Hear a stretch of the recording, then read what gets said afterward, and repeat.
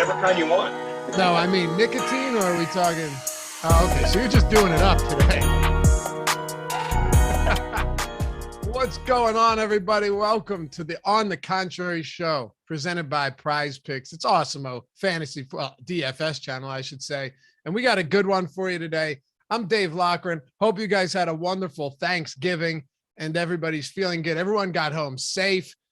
I'm here, as always, with Alex Baker, #1 ranked player out there at Awesemo DFS. Alex, I was driving to my brother-in-law's. He lives close, and I live like in a neighborhood across from a high school, okay? And it always boggles my mind that these people are still obeying the flashing school zone signs on like Thanksgiving and Christmas. Yeah, I mean, that's a remarkable lack of context there. But since I don't live by any schools, it's hard for me to relate. I probably would do the same thing. But man, I hope everyone did well in the Thanksgiving slate yesterday. That was a crazy one. Like, oh my gosh. Yeah, I mean, I did say Josh Reynolds, man. We both did. Josh Reynolds. It might be a Josh Reynolds day. Someone super chatted us about Deshaun Jackson too. So yeah, it was a wild slate. I passed out midway through the Buffalo game. I couldn't make it. I started falling asleep on my brother-in-law's couch. I think people thought I was high or something, but I wasn't. I was just cooked from 2 days of eating and everything. But hey, we got a great guest with us today. Scott Simpson at Nimble W. It's Nimble with numbers, but it's Nimble W numbers on Twitter. Content creator of the Mayo Media Network and NimbleWnumbers.com. Remember, Nimble with numbers, but Nimble W numbers. And we're really happy to have him with us. Scott, what's going on, brother? Dave, I got to say, that's a great intro. I appreciate it. I'm excited to be here. I'm chopping it up with you and the #1 DFS player in the world. Happy Thanksgiving to me, seriously.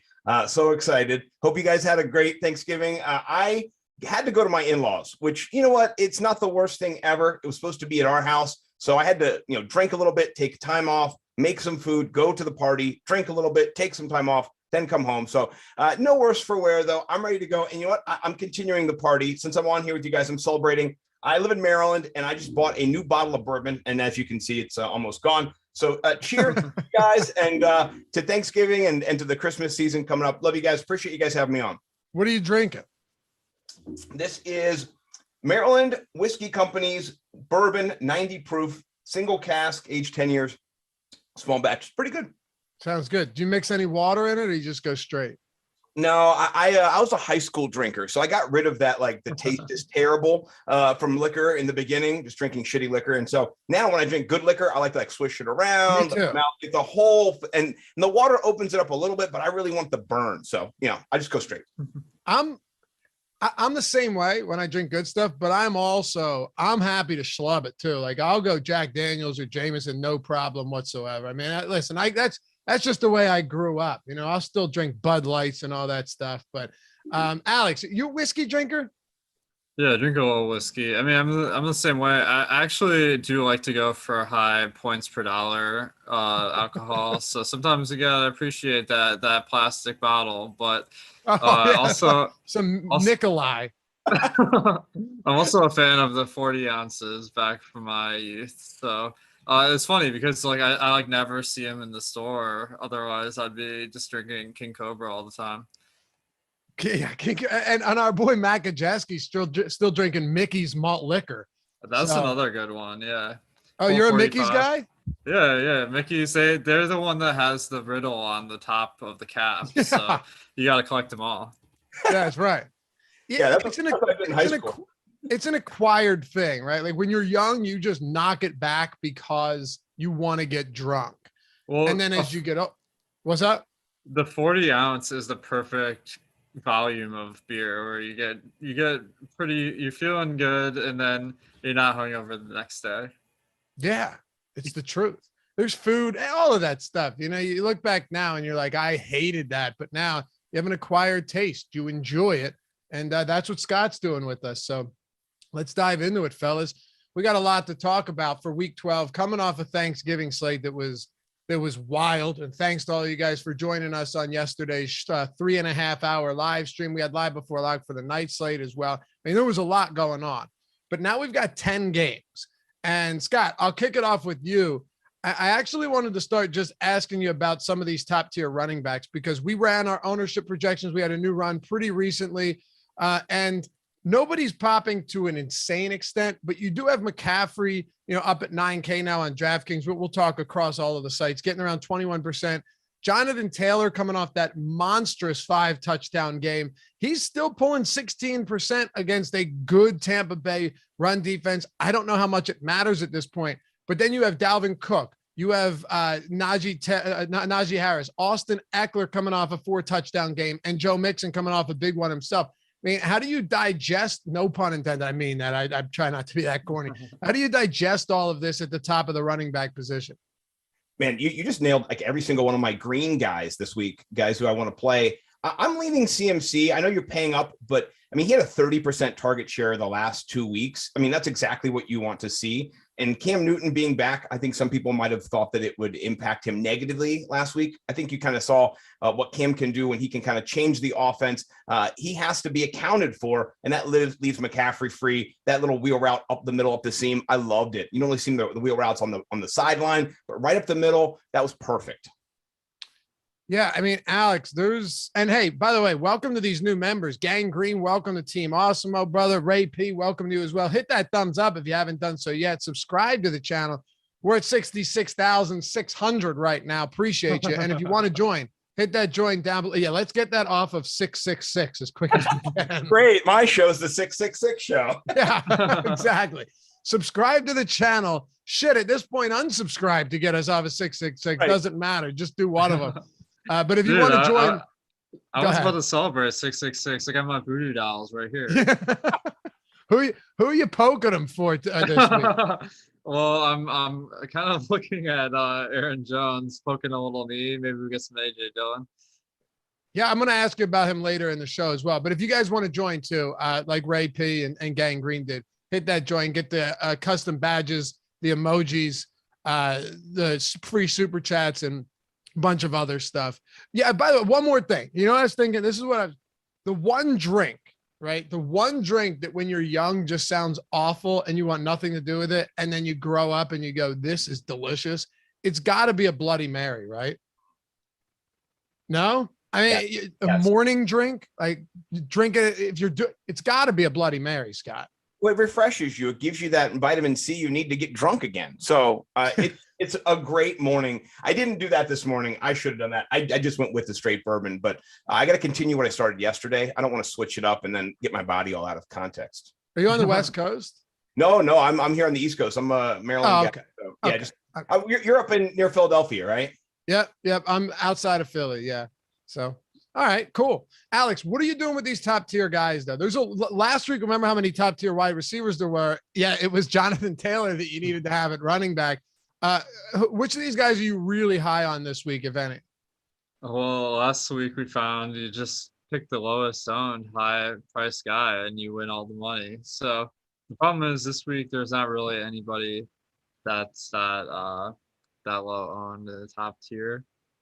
But I mean, I think we got some good options. The amount they priced up some of these guys, like Cup at 9,600 on DraftKings and Taylor at 9,100, that does make it a little bit tougher. You can only really pick one of those few guys at the top, and then you gotta get the right one. So should be a fun week to figure out who to go for. All right, so let me dive into the Panthers and Dolphins. We talked about McCaffrey a little bit, Alex, but Cam Newton, always one of the more interesting topics of conversation, right? He comes back, they don't win, they lose to Washington. It doesn't really even matter at this point if you're winning because he's getting designed runs. He was 21 for 27, of course, it's a typical Cam Newton game, but 2 touchdown passes and of course a rushing touchdown. He's now on very limited opportunities because he only played a little bit in week 10, accounted for 5 touchdowns, whether be it through the air or on the ground. Is this someone you're looking to target this week against the Dolphins? And if so, are you stacking him skinny stack with like a DJ Moore or something? Definitely. Yeah. I think Cam Newton, it depends a little bit on the site because on DraftKings, he's like a value option. On FanDuel, he's like one of the most expensive quarterbacks. So it's really an interesting discrepancy there. I think Cam Newton, it kind of goes along with every running quarterback where you get a higher chance of the quarterback being in the winning lineup and a lower chance of getting the right combo of players around them. So individually, we have Cam as 8% owned and 9% chance of being in the optimal lineup on DraftKings. So you're getting some good leverage there. I probably would throw in at least one pass catcher. We saw Tommy Tremble win the Millie Maker last week with the Cam stack. I mean, that was a little bit too deep for me, but I think going to McCaffrey or going to DJ Moore, I think both are very good options. Scott, are you getting either of these guys or any of these guys on Carolina? And are you running them back with some Miami options? I do like the stacking options here. I mean, Miami ranks 32nd in passing yards given up, 3,200. Not really Cam's specialty. You know, he does more on the ground, but you still like that. That still gives Cam a little bit more of an edge. And then Miami's also 28th, giving up 21 total touchdowns to quarterback. So both those numbers do kind of lead me to play some Cam. I might be a little bit over the field than, you know, the 9%, maybe around 15%. But I like stacking him up with more at 6,200. He still has the 5th highest target share at 28%, even though he's been, you know, up and down. Last week, he was back up after a few down weeks. I do think that price hasn't caught up yet. I remember when he was 7K and you were just like, oh shit, that's expensive this year. Now he's 800, you know, $1,000 less than his high price point. So I do think this is a good matchup. And I like this game to shoot out a little bit too. The defenses in Carolina's defense is a little bit stronger than Miami's, but Miami has more of a pass funnel offense. So I think you can pick some run back options. You know, Jalen Waddle, he's 7th in targets, which is great. He's 29th in DK points, which is not great. So there is opportunity there. He's still priced down at 5,900. I like that. And then Gesicki, he's tied for 4th in targets with 75. He's only 5,300. Carolina is one of the best against tight ends, though. So if you're going to kind of pick between the two, I'm going to go Waddle over Gesicki, but I think both are in play. It's funny with Waddle too, because if he scores a touchdown, of course he had that 1 yard rushing touchdown last time. If he scores a touchdown, he's probably going to get you there, Scott, but if he doesn't score one, he probably isn't. And what I mean is, he'll probably catch like 8 of his 10 targets for, you know, 60, 70 yards because they refuse, even though he had a couple really solid deep balls against Baltimore, they refuse to get him more involved downfield, which is frustrating. At the same time, though, if he scores and you're getting those PPR points, you're getting more than a touchdown out of his receptions, and then you're just hoping he can find the end zone. And by the way, Devontae Parker and Will Fuller, once again, looks like they probably won't be activated this week either. Yeah, I like both of those newses you just shared. Not for them personally, but for us. You really want to look at that concentrated target volume, like you said, and Waddle's the guy. You know, he's run the most routes in the NFL, the most. So he's definitely getting out there. I would like to see his depth of target or, you know, at least his downfield, maybe targeted a little bit further downfield, like you said. But at 5,900, he's somebody who I definitely will be targeting, probably above ownership. Love to see where it's at right now. Where is ownership for Waddle, by the way? Do we have a updated number? Sure. 7.7% on DraftKings, at least 5,900. That's not bad. Under 10 is good. I like that. Yeah, I have no problem with that at all. You know, Alex, I was looking at just to make a quick pivot here and change course. I was looking at this Titans offense, and it is amazing that this team is atop the conference at 8-3, but they're 7-point dogs this week out there in Foxborough against the Patriots, who look very good lately. And it's funny too. You look at the teams that are really playing well right now: the Philadelphia Eagles, the New England Patriots, and a couple of other teams that are running the ball at an insanely high clip. That's what they're doing because they don't have the most electric passing games. But is there anything, Alex, that we can pull from the Titans offense, or should we want to, with Julio Jones, Derrick Henry on the IR? Adrian Peterson was just waived. AJ Brown appears to be trending towards not playing. Then you got like McNichols and Dante Foreman also questionable.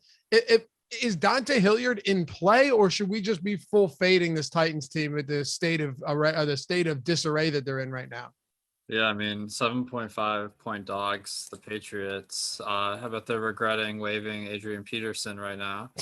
But yeah, I think the line was only 3 before they waived him.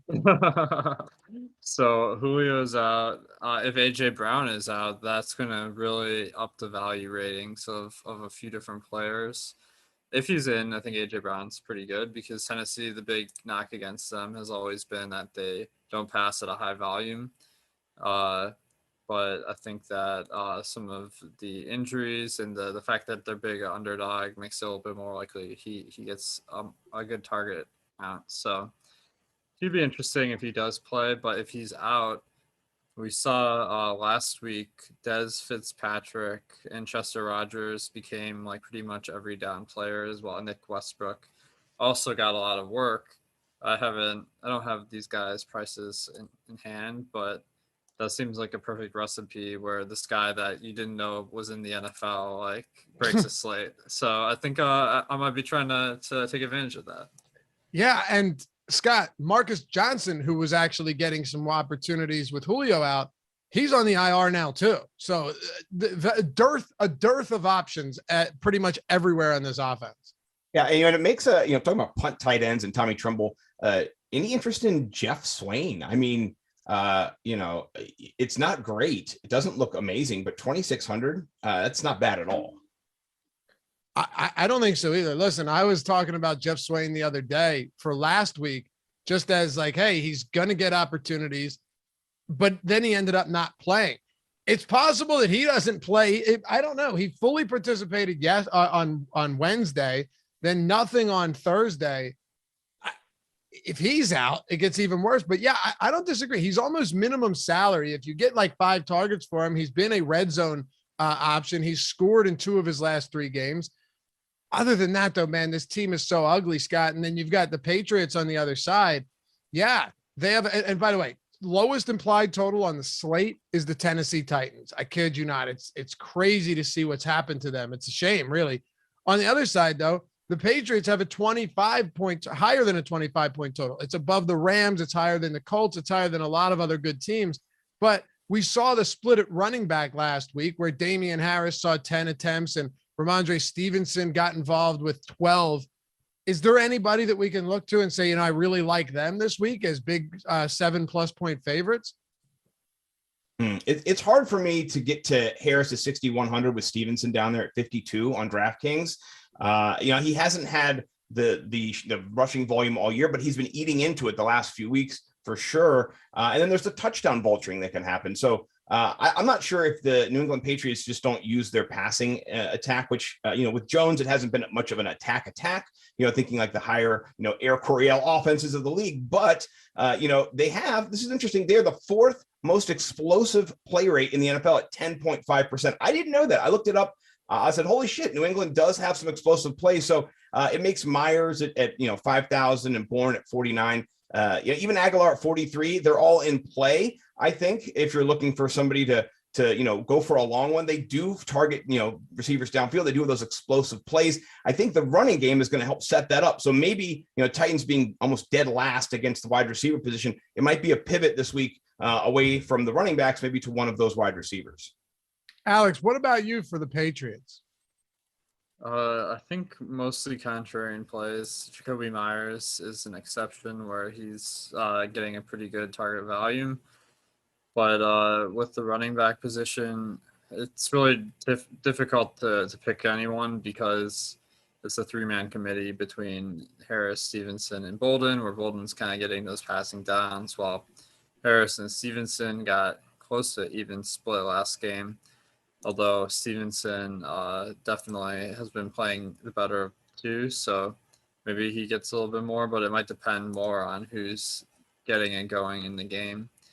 So I think that you could those are like 2 guys that we have as very low owned, Damian Harris and Ramondre Stevenson, that have a lot of potential if you get the right one.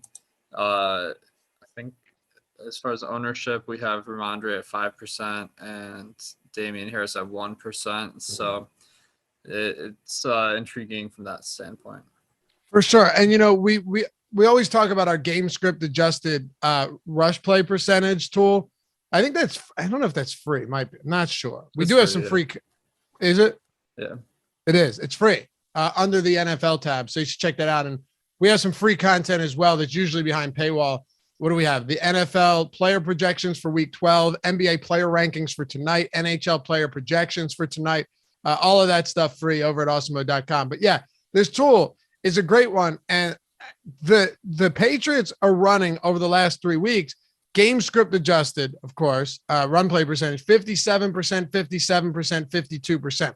They're running the football a lot. So, that has to have you at least somewhat interested in, hey, if one of these guys goes off, they could put on a show. Now, the Bucs, on the other hand, against the Colts, 53-point total, and this total has risen since it opened. I was a little surprised how low it opened at, and now I think it opened at 51. It's up to 53, Scott. The Bucs, though, are likely they're going to be without Antonio Brown again this week. Mike Evans is questionable. I'm assuming he gets in and plays, but the Colts have been one of the bigger pass funnel defenses in the league. And while I know that Josh Allen was running for his life last week and didn't get much going, it does feel like this could turn into a legitimate shootout. Do you feel the same way, or are you looking elsewhere? Yeah, I definitely feel the same way. I'm a little hesitant to go all in on the Bucs after what happened in Washington when they had such an advantage on paper, according to all the metrics and all the data that we kind of had at hand. But the data here for the Colts is kind of even worse or better for the Bucs and Tom Brady. 28 passing touchdowns so far. That's the most in the NFL given up. And you want that if you're Tom Brady going in there. And then with the Godwin-Evans situation, the last 2 weeks, Godwin has 37, or last 4 weeks, sorry, Godwin has 37 targets to Mike Evans 28. So kind of already trending a little bit more with Antonio Brown out. Like you said, Godwin getting more of those targets, more of that role. And with AB out and with Godwin priced down compared to Evans, I'm going to lead Godwin this week too. I really like that play. And I think Gronk is a nice little 4,400 on DraftKings. I think he's in play too after his 6 for 8 and 71 last week. He didn't get any touchdowns like he likes to get, red zone targets, but that's always on the table. And the Colts are not good against the tight end. They give up around 17 points per game. So there's an opportunity there for Gronk as well. If you want to stack Brady with one of those receivers, I'd lean Godwin and then go to Gronk. You got a nice little game flow there. Run it back with JT or Pittman. You can nice game stack going on. Yeah, the Bucs are the Colts are allowing top 3 in fantasy points, receptions, targets, yards, and touchdowns to tight ends this season. So I'm with you there. And Gronk's the tight end too in the 4 games that he's played this year. I don't count the one game where he only played 8 snaps. But Alex, top team on our top stack tool, top stack probability, still at the high, one of the highest leverage scores. That has to feel pretty decent coming into this one with a 53-point total. No, definitely, yeah. I mean, the Bucs are very intriguing. You have usually a team that's favored isn't like the team that has the highest passing volume is usually an underdog. But this week we have the Bucs far and away the highest pass rate of any team on that advanced stats page at 67% in neutral game scripts. So they really have gone pass heavy to a greater extent than any other team on the slate. And Indiana is a tougher than average opponent. So we got to think that maybe that slants even further. So I think that you're going to see a lot of passing volume here for the Bucs. The one thing that makes it tough to stack up is Tom Brady is 7,600. So we have him at 10% ownership and only a 5% chance of being the optimal lineup individually. And the stack options in Evans and Godwin are both quite expensive. So I think game theory wise, it might pay to go to a cheaper stack, but Brady plus the Bucs, they definitely stand out as the top overall option without considering salary. Alex, how do we? I'm not asking for everything here, but how do you get the next game projection for a neutral game script run play percentage like we have in this tool? Well, the next game projection is just kind of our projection for all game scripts combined. So we're projecting that 67% of Bucs plays will be passing plays next week, based on all the factors that we consider, like the historical rates, the opponent, the spread, weather, and all that good stuff. Are you willing to run back a Bucs stack with Jonathan Taylor? It's expensive, but let's just say it's doable. Are you willing to run it back with an expensive running back? The correlation there is a little bit weaker than a pass catcher like Pittman because running attempts tend to slow down the game. So if you're picking Taylor and hoping for 30 rushing attempts, then it's not going to be on a day where the Bucs usually do great. So that wouldn't be a preferred build for me. I'd much rather go to Pittman and hope it just shoots out. Yeah, I mean, Scott Pittman's one of those guys that when you look at the numbers this year, and you just mentioned him a minute ago, when you look at Pittman's numbers this year, in games where they've dominated, he hasn't really been needed, right? You have Buffalo last week. It was just the Jonathan Taylor show. Jacksonville, sure, they made it somewhat competitive towards the end, but it was never really a close game. They smoked the Jets, who scored in garbage time. But then you look at some of these games where Pittman's services were really required, like against the Rams, 12 targets, big game. Against Tennessee, 12 targets, again against Tennessee, 15 targets in a 3-point loss. This does feel like the type of spot, as Alex just mentioned, that Pittman could be the guy that ends up getting double-digit looks because they can't just rely on Jonathan Taylor up and down the field against one of the most extreme pass funnel offense or defenses in football. I agree with Alex completely. And Michael Pittman is quietly on pace for close to 1,200 yards and 10 touchdowns or 9 touchdowns. And because he's up and down and he's not needed each week, he gets lost. And so his price, after a couple of 3 straight successive kind of going down in point production, he's going to come back up this week. I feel like he's got a 20-point, 25-point game in him, given the game flow that we kind of think is going to happen. If they have to chase Tom Brady and the Bucs, if they're behind, I still like JT to get the pass catching volume out of the backfield, screens, things like that. But man, Michael Pittman at 5,600, he might be the best point per dollar wide receiver out of anybody this week. That's a great point, though. The way that this team operates, especially in games where they're up and they can lean on Taylor and not put any real pressure on like Wentz, Pittman's price comes down. This is the cheapest he's been since week 8. So yeah, it definitely feels like an excellent opportunity to take advantage of that. We got a lot more games to get into. And I'm bringing up Miles Sanders because while I've taken the L all year on him, I think some injuries and Nick Sirianni just not being smart, I think I will redeem myself here. I will have redemption, boys. But before we do, shout out to our sponsor, Prize Picks. If you haven't checked them out yet, I'm sure many of you have, but if you haven't, daily prop-based contest across an insane range of sports. I mean, a lot of sports. You can get, if there's a sport out there that you can bet on, you could probably find props on it at Prize Picks. Very cool format too. All you're doing is you're taking a prop, whether it's the over or the under. There's no juice on either side of it. Okay. And you're putting it into a lineup. It's no salary constraints or anything like that. Just the props. And use our player prop tool. Use Odd Shopper, which are all free, to get a good edge, to get a legitimate edge and understanding of where you should be on many of these using our projections. But yeah, you're making a 2 through 5 prop lineup. If you hit all 5, you 10x your money or your entry fee. If you only hit 4, you're still 2xing. So it's not like a traditional book where you need all 5 or you get blown up and you win nothing. You can do a 4 prop power play where you hit all 4 and you 10x. Of course, it's a boom or bust. It's an all or nothing spot. But there's so many different ways to do it. Even if you get 3 of 5, you still make some money back. And you can cross sports. You can mix sports up. So you can do cross sport lineups. If you wanted to do basketball and mix it in with some football ones or even esports, you can do that. So many different ways to make money over at Prize Picks. And the first way to do it is use the promo code Awesemo, AWESEMO, when you sign up and deposit for the first time. Get up to $100 in a deposit bonus when you sign up. You go to prizepicks.com, download it in the App Store, Google Play Store, whatever you want. Now it's time for us to throw our picks out there. Scott, I know you got one. What do you have for Prize Picks this Sunday? So Elijah Moore, his total for receiving yards is 43 and a hook. And I know you think, okay, Zach Wilson's coming back. What's it going to look like? The last 4 weeks, he has gone over that number and some. He's got 67 receiving yards against Cincinnati, 84 against Indianapolis, 44 against Buffalo. I just half a hook there, got you there. And then 144 last week against Miami. I feel like the ascension of Elijah Moore, it took a little bit of time, but he's here now. You need to get used to it. He's the number 1 wide receiver over the last 3 weeks, folks. So that's just the points that he scored. So please don't lose out on this. It's free money. Oh, it's free money. Okay. I like it. Confidence. Alex, what do you have? I'm looking at Tyrod Taylor over. They have his line at only 215.5 passing yards, which so if he passes 30 times for 7 yards per attempt, that would equal about that prop.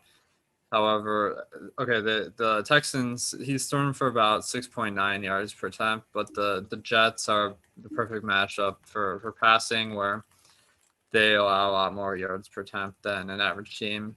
And then you factor in this has got some of the better weather of all the games this weekend, so we're not worried about that. And Houston has been pretty neutral past first run in the last month, so I'm pretty confident that Tyrod's going to eclipse 215 yards. I love it. I'm going back to the well of Laffy here, and you know what it is. It's touchdowns, man. First of all, Jonathan Taylor has 62 red zone attempts on the season. 62. The next closest player has 35. Consider that for a second. Obviously, Derrick Henry's out. Dalvin Cook has played a limited amount of games, but that is insane. 22 goal line attempts for Taylor. The next closest is 13. It's not even close at this point. And Prize Picks, there's no juice. Over a half a touchdown. So for Taylor to score anytime, if you go and look at that on DraftKings, it's minus 200 right now. So yeah, you're getting a solid one right there. You're not going to find that too often. People are going to be like, yeah, but he's playing Tampa. Doesn't matter. Jonathan Taylor has 80% of the team's red zone carries this season. Take that, lock it up, put those together, and let's win some money. Use the promo code Awesemo. Get your $100 when you sign up and deposit. And let's rake it in for week 12, boys. All right, let's talk about Miles Sanders here. I'm going a little bit out of order, Tyler, so bear with me. But Alex, oh no, I'm not actually. It's perfect order. Miles Sanders is projected for 9% ownership. Jordan Howard's not going to play this week. They're facing the Giants. They're favored on the road. They have arguably the best run blocking line in the league. And I don't really know, even with Jason Garrett gone and Freddie Kitchens coming in, having a couple days to prepare, offensive line for the Giants probably doesn't hold up. The pass rush for the Eagles is solid. It just feels like Sanders, who had 16 carries in his first day back from the IR with Jordan Howard healthy, is going to get an insane amount of opportunities on a team that's averaging 44 rushing attempts per game over the last 4 weeks. They ran the ball 50 times in week 11. Am I crazy for liking him here at single-digit ownership? I think Sanders is a great play this week. Yeah. The ownership number was a little bit perplexing to me because he's priced really well, and the fact that the Eagles have been such a run-heavy team in the past month. So I think if we're kind of identifying Sanders as top play this week, it won't surprise me if his ownership is looking a lot higher by Sunday. But I think that the volume you're expecting from the rushing attack of the Eagles, and then you combine that with Jordan Howard being out. So Gainwell was a healthy scratch previously, and Boston Scott definitely took a big backseat role to Sanders early in the season. So I think that Sanders, there's not really any reason to not like him this week. Let's go. Feeling good about it, boys. Cue the 10 rushing attempt, 45-yard game for Sanders. But Scott, Alex mentioned that 5,100, that is a really cheap price point for a guy that's on a team that really just amazingly has made a course correct and is running the ball at an insane clip, won 3 of their last 4 games. And the only game they lost was on a time expiring field goal against the Chargers. So hopefully they keep it up.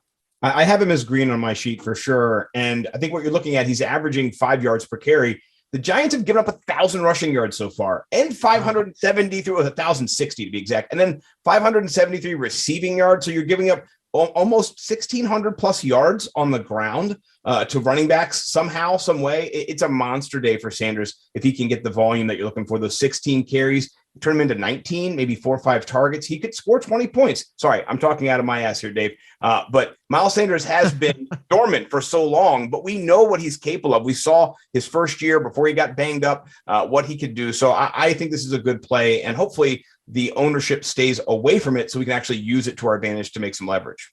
Do you like anything else for the Philadelphia Eagles this week, Scott, against the Giants?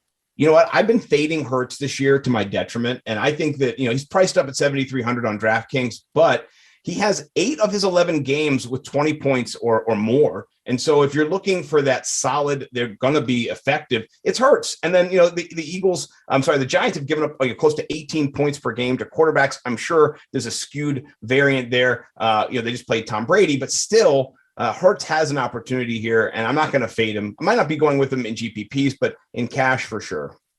How about you, Alex? Anything else for the Birds you're looking at, or is it mostly just the run game here?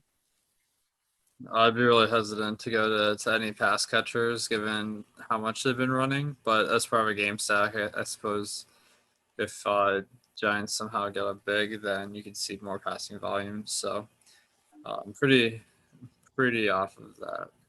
Okay. Yeah, I don't have a ton. I mean, Hurts, yeah, anything you want to play Hurts. The guy has 8 rushing touchdowns in the season, coming off a 3 rushing touchdown game. I have no problem getting there.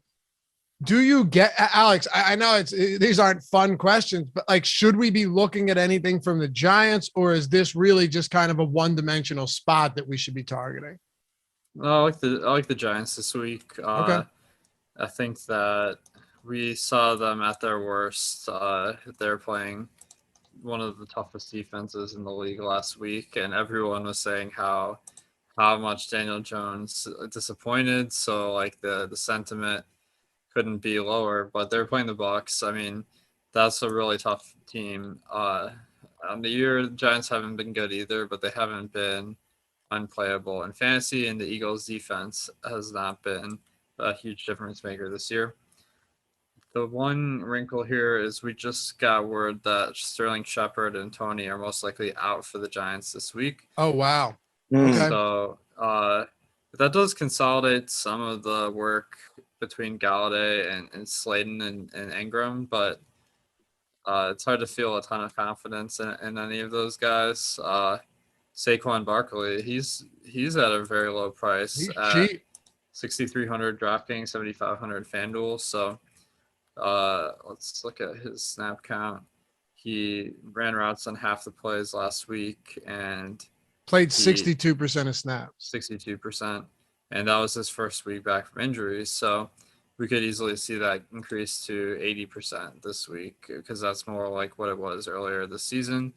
And that makes him a nice value. Yeah, I'm with you. I think the one spot here, Scott, that I don't want to get to Galladay. I have very little faith in these guys right now. Even if Tony played, the guy had 7 receptions for 40 yards last week. They're just not getting it. They're not using him properly, which is no surprise. Now, hear me out. Jason Garrett's gone. So we are kind of going into this one a little bit blind. But if any offensive coordinator knew it was good for them, he'd probably want to get Saquon Barkley involved heavily, would be my thought. Yeah. I can only see Saquon in this without Tony being there. There's no one else I really want to target. It's bad. I mean, Daniel Jones could rush for a bunch of yards, I guess, but this definitely has one of those cold weather matchups in New York on that gross field. I could see Daniel Jones bouncing off of it several times as the Eagles bludgeon them. Maybe just wishful thinking on my end, but it's hard for me to put my money into any of the Giants right now, honestly. Hit that thumbs up if you haven't done so yet. Appreciate you guys being here with us the day after Thanksgiving. I'm sure many of you nursing hangovers, some just still in a tough spot after eating a lot of food. But hey, what better to do than watch some football analysis heading into the Sunday 10-game slate? And follow Scott while you're at it. Nimble W numbers. I'd messed that up on the run sheet earlier, Tyler, so that's on me. Nimble W. I knew what it was. I just typoed it. Nimble W numbers, like Nimble with numbers, nimblewnumbers.com as well. Check out all of his analysis as well. You got your fingers in many pies when it comes to the NFL space, man. I don't know how you keep track of it all. Well, thank you. I love football. That's where this whole Nimble W numbers came from. I was at home one night. I'm an educator. I was evaluating new educators working 80 hours a week and just getting destroyed. And I said, you know what? I'm tired of this. What do I love the most? I love football. And so one Friday night after working 80 hours, I bought a website. I stayed up all night. I wrote my intro article to the world just saying, hey, it's my shot in the dark. I love football. I'm 40. Let me talk about what I love. And then here I am. I'm talking to you and Alex Baker, the #1 DFS player in the world. It's pretty fucking amazing. I'm not going to lie. You 40? You look good for 40, man. I'm 42 now. Thank you. I appreciate it. Okay. I feel good for 42. Carry it well, my man. Carry it well.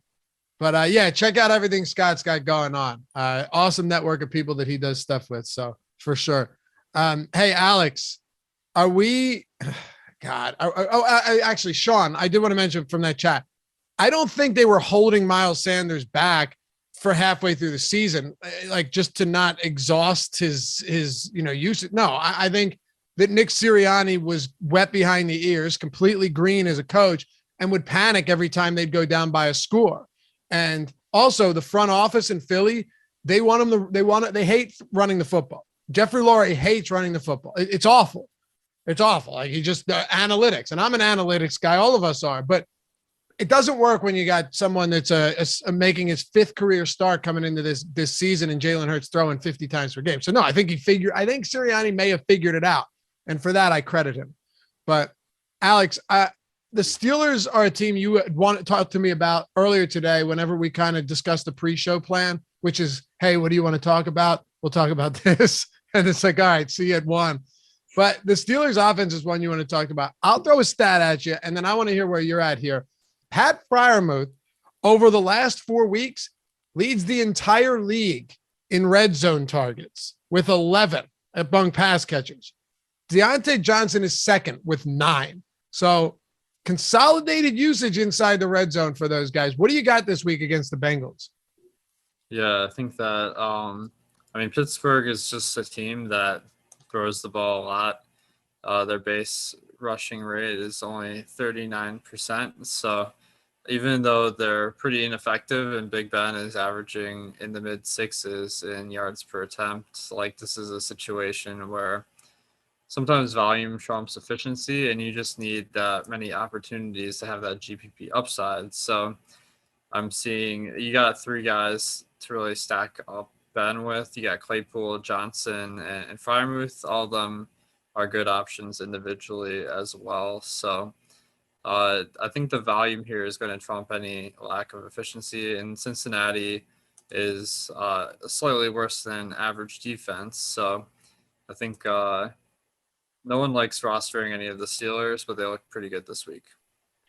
Yeah, I think this was a team that you mentioned that you wanted to talk about too, Scott. So for sure. Are you on the Steelers? I am as a run back. I really like Johnson at 6,600. He's getting 28% of the target share. He's getting a third more targets than Claypool. He's only $600 more than Claypool. Like that doesn't make sense just on a point per dollar basis. And who's getting the rock, as they say. So I do love Johnson this week with that target share. He's just getting more points than Claypool too, 5.5 more points per game.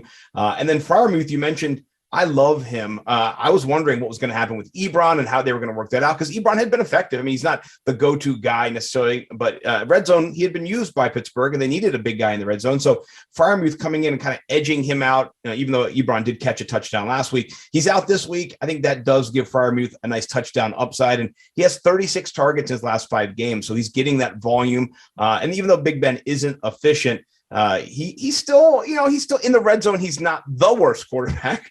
There's like Trevor Lawrence and other people out there too. So I do like Freiermuth. And then, Harris at 8,200, he's getting over 6 targets a game. And we're PPR here. And, for DraftKings, you're looking at the full PPR.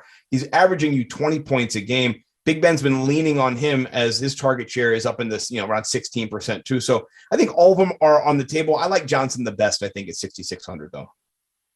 Yeah, I mean, the only thing about Najee is like, if I'm going to Najee, and I'm with you, I'm with both of you guys on Freiermuth and on Deontay Johnson, but if you're going to Harris at this point, it's like, shit, I could be going to a few of these other guys that just actually have lines that can block for them. Dalvin Cook.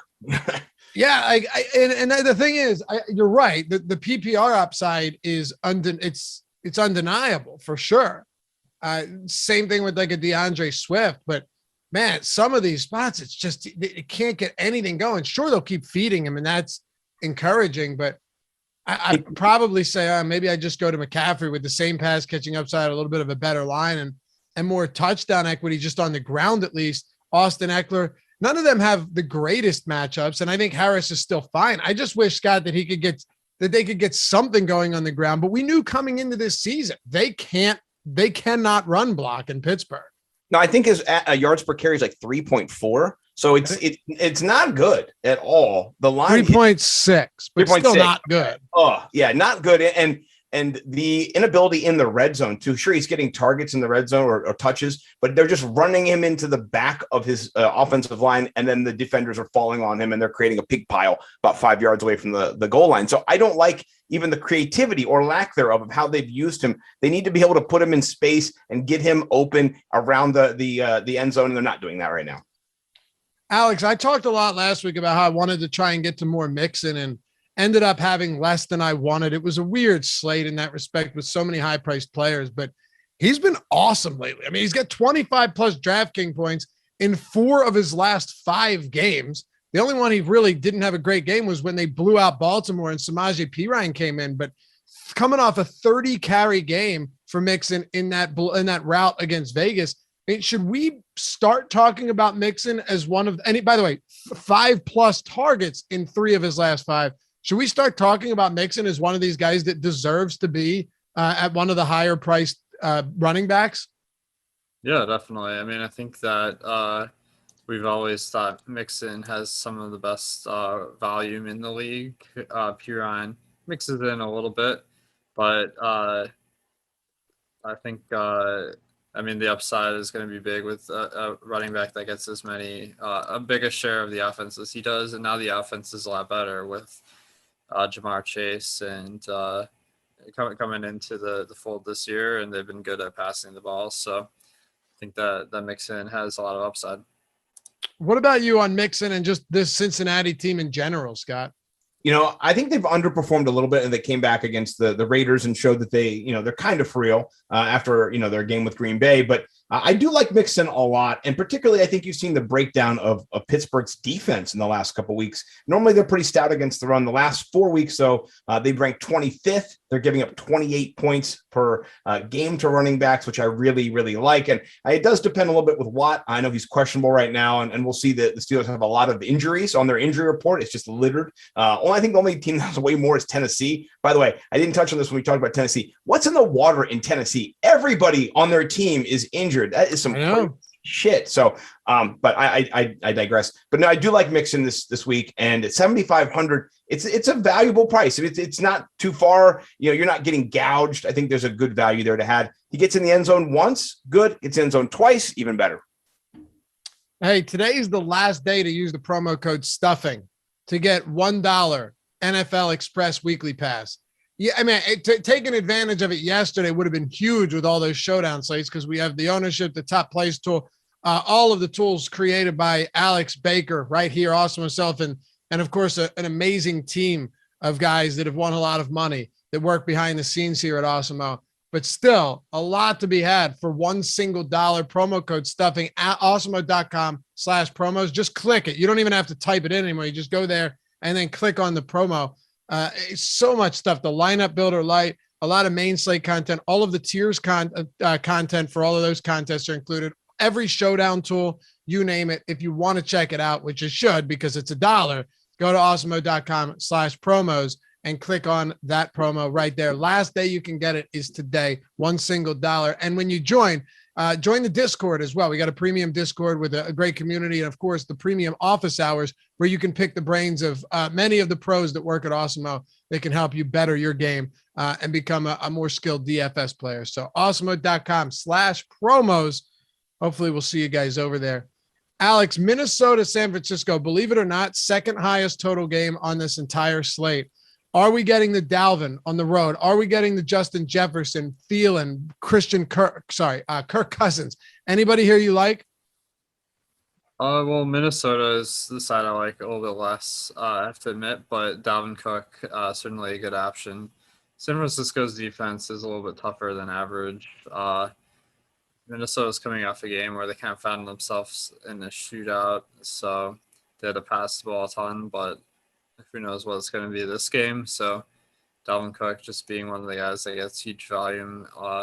You have the 4 or 5 touchdown upside that, like we saw last week. They're basically 2 guys you need to. Well, I guess Eckler wasn't on the main slate, but like when that happens, you need that guy to win. So you want to have exposure to all like the guys that have that kind of upside. Scott, you like Minnesota this week, or is it the other side you feel best about?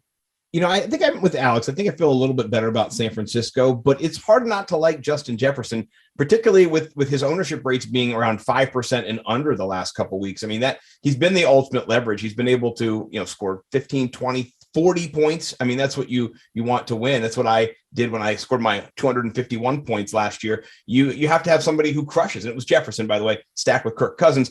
I don't think I'm going to stack them this week, but they do have the 5th most explosive play rate. You can't get away from it at 10.2%. They are going to air it out. They're going to target Justin Jefferson downfield. You know that. So if they are trailing, I wouldn't, be surprised if they aren't trailing in this game against San Francisco at home. So I do like it.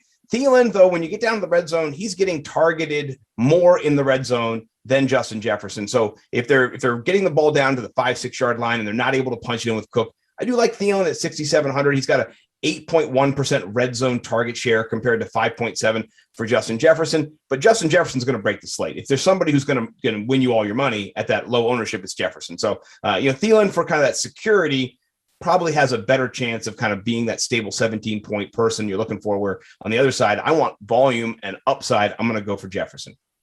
And every single week, man, Jefferson's at a price point where he just does not pull a lot of ownership. He scares people. Yeah. Yeah, you're right. And he's up there with so many, he's up there with your Devontae Adams, right? And so many other really good receivers. One of them is in this game, Alex. And, everyone's coming in thinking, all right, so it's going to be a Jeff Wilson day. It turns out that Deebo Samuel had 8 for 79 and a touchdown rushing. He was targeted 2 times in the game. That's insanity. Now, granted, he didn't have a huge game, but if it's going to be anyone in this passing attack, it's him or Kittle, who it makes me happy to see he's caught a touchdown in 3 straight contests. Outside of that, man, you're looking at like Jawan Johnson and Brandon Ayuk. Yeah, I think that Kittle and Samuel are really the guys that are big threats in this offense. So the one thing I'll mention, I think that if Eli Mitchell comes back this week, maybe that the team doesn't use Deebo Samuel as much for rushing. That was kind of fluky. So don't know exactly what to expect there, but he's been really effective receiving the ball as well in other games other than the last one. But he's been targeted on 27% of his routes. Kittle's been targeted on 24%. So this is actually a situation where I feel like if you like the receivers, then you got to like the quarterback. Like everyone hates playing Jimmy Garoppolo, but if Kittle and Samuel happen to have a big game on the same day, then Garoppolo is going to be in the winning lineup for sure. So that's definitely something I'm going to be looking for. And it's not like Kirk Cousins can't operate an offense on the other side that will force San Francisco to throw either. So, yeah, Scott, interesting pass catching options for San Francisco, especially if Deebo is going to be getting work in the ground game too.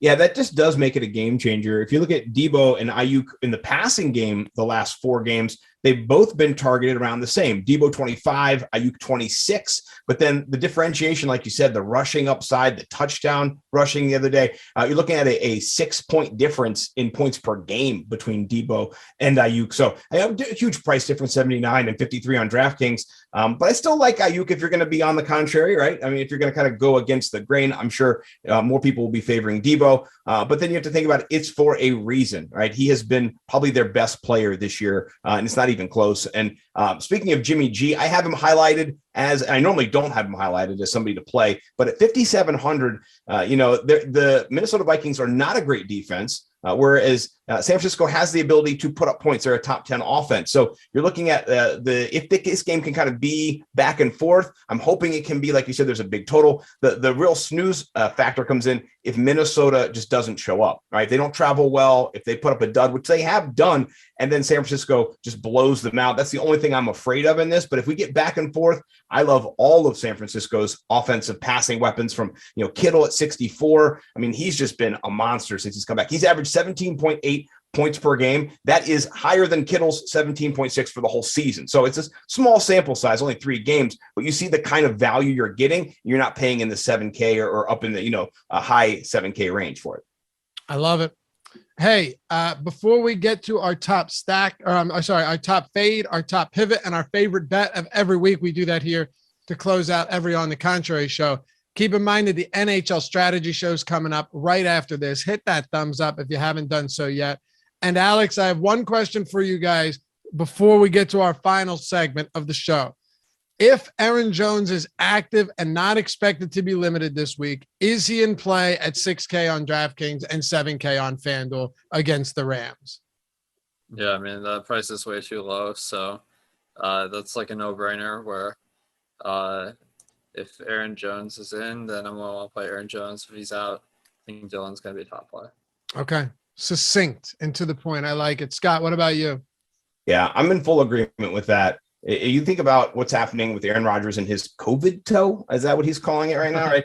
I know he broke the slate last week. He threw a bunch of touchdowns, plus 350 passing yards, but I just don't see that happening in this game. I mean, he shared afterwards that it hurt a lot and it gave him some trouble. So if you're going to win this game, you're going to do it on the ground, I think, and you're going to play both of them. AJ Dillon. I mean, we're not going to play both of them, but I think they would play both of them, the Packers. So if it is active for him, I don't see a problem starting him at 6K at all. I think you get a lot of passing attempts to Aaron Jones too. I mean, he is a underrated pass catching back, man. He can be real good in that capacity. So yeah, 6K, I'm on board. Let's wrap this one up, boys. Top fade of the week. Scott, we'll go to you first. What do you have? It sounds crazy, and I'm probably going to get crushed for it, but I'm going to fade JT at the 9,100 price. I still think he does it, but I like Christian McCaffrey better. If you're looking at the price ranges of where these top tier players are, and you have to go and you're going to pick one of them, which I would definitely pick one of them if you're going to try to win your matchup this week or your BPP play. I would just say I'm off of JT. I know he's been incredible, like you said, 1,000 red zone carries so far this year, but this matchup I don't really like it. So I'm going to go and say I'm going to fade JT and go for Christian McCaffrey. Alex, what do you got? So my fade is going to be the running quarterbacks that are really popular this week, which include Tyrod Taylor, Cam Newton, and Jalen Hurts. I do like Tyrod, to be honest, but I think that although they're pretty good, like individual plays, it makes it harder to get the winning combo because you really need to get like a +1 for your quarterback, where if the two guys you pick like have a big game, then he's going to, and that's the way he gets there. So my pivots are Matt Ryan. He's my favorite passing quarterback this week. Super cheap. They got smoked last week, but they have a great matchup this week. So I think it's an easy bounce back spot. Tua Tagovailoa and Ben Roethlisberger also pass at super high volume. And these guys are going really overlooked this week. So that's going to be my strategy. All right. I'm going fade on Myles Gaskin, who's pulling almost 12% ownership right now. Not that that's insane, but Miles Sanders, $5,100 less ownership. I'll take that. And our projections in many areas tend to agree with me. So yeah, Miles Sanders here on a team that wants to run the football 40 plus times per game. I'll take that over a team in Miami that skews to the pass and is willing to just phase Myles Gaskin out of the offense if possible. We got to go. So let's wrap this up with our favorite bets of the week. I'll kick it off first. I'm sticking with Sanders. When you're convinced, you're convinced. Our projections over at OddsShopper have him with 78.2 projected rushing yards. On Bet Rivers, you can get because we'll show you there where the best line is, the best bet. Bet Rivers -111 at 59.5. We have a 70% expected win rate, 30%, 34% XROI. Give me Sanders over all day. We got him projected almost 20 yards over that prop. What do you got, Scott? All right, so I'm going to pivot to actually a game. And Laffy, this is not just to score points with you because I do love you, but I'm going to be picking Philadelphia -3.5 against the Giants. I think they destroy the Giants. We like that. I do not think the Giants firing Jason Garrett, that's not a sign your team is rebounding or doing well. I don't know why they hired him in the first place. So this is a huge fade of the Giants in general. And I'm going to go Eagles smash that -3.5. It might get up to 4. Who cares? Go for it. They're going to win by a touchdown. Love it. Alex, close us out, baby. Let's go. Well, Tyrod over passing yards is my favorite, but I got a couple of unders on passing yards, Aaron Rodgers and Kirk Cousins. I think that we saw them in a shootout last game, which really inflated their numbers, but on most weeks that's not the case. And with Kirk Cousins. You got a spot where it's a tough defensive matchup on the road, and it's more of a run-first team to begin with. So under 271, I think that's a really good bet. And then with the Packers, they're facing the Rams, another really tough defense. And the weather in this game is not going to be great. It's Green Bay in late November. The winds are supposed to be above 15, and the weather is like 35 degrees projected. So I don't think conditions are going to be great for passing there. Lock them in. Tail us. We'll have some fun this week. NHL strategy show coming up next. And then, of course, later you got the NBA deeper dive NBA Live Before Lock. Big slate today, 12 or 13 games. Hang out with us right here on the channel. Follow Scott at Nimble with Numbers, Nimble W Numbers, NimbleWNumbers.com, and everything else he's doing. Check him out on Twitter. Follow Alex at Awesemo DFS, myself at Lafayette_D, and shout out your boy Tyler Zander for producing today's show. We'll catch you back here next week on The Contrary with a new guest. Peace.